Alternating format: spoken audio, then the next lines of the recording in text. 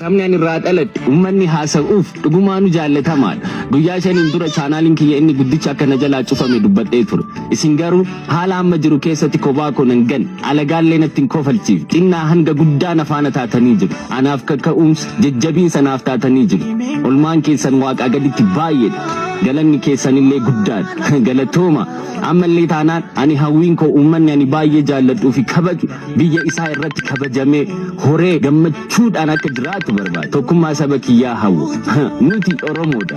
Uummanni nuti irraa dhalannee bar uummata tasgabbaa'aa.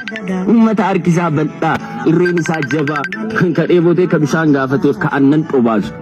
Uummata ormaaf siree isaarraa bu'ee lafa ciisu dhabata. Argitanii sabni kiyya ormaaf alagaadhaaf hamma kana garaa laafessa yoo ta'e ilma isaatiif dhala isaatiif hammam garaa laafaree dhala isaa hin gataaree ilma isaa hin gataaree gonkumaa hin godhu.